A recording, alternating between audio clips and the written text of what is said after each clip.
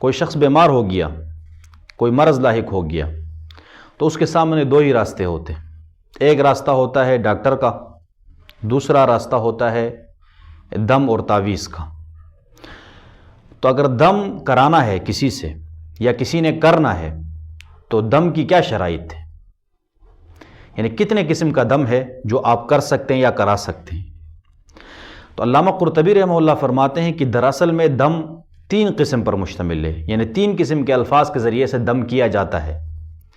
پہلے جو قسم ہے وہ ہے زمانہ جاہلیت کے منتر وغیرہ، اسلام سے پہلے زمانے کے منتر، ان کے ذریعے دم کرنا۔ تو ایسے منتر سے نہ دم کرنا ہے اور نہ دم کرانا ہے، ان سے اجتناب واجب ہے، اس لیے کہ زمانہ جاہلیت کے جو منتر ہیں ان میں زیادہ تر شرک کے اور اس طرح کے الفاظ ہوتے ہیں جن سے بچنا ضروری ہے، وہ شرک میں مبتلا ہونے کے سبب بن سکتے ہیں انسان کے، تو اس لیے اس سے اجتناب ضروری ہے۔ دوسری قسم کا دم ہے اللہ کے نام، اسماء حسنہ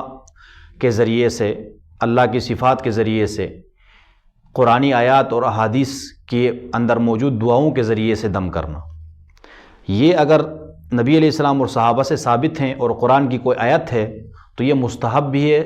اور موجب ثواب بھی ہے، اللہ تعالیٰ اس پر اجر بھی دیں گے، ثواب بھی دیں گے۔ اور تیسری جو قسم ہے وہ ہے جس میں اللہ تبارک و تعالیٰ کے نام اور صفات نہ ہو، بلکہ کسی فرشتے، کسی اللہ کے نیک بندے یا کسی عظیم چیز جیسے عرش وغیرہ، ان کے ناموں کے ذریعے سے دم کرنا۔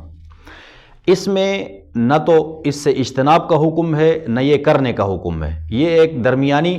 صورت ہے۔ تو اب اس میں چونکہ شفا جو ہے وہ اللہ ہی سے مانگی جاتی ہے،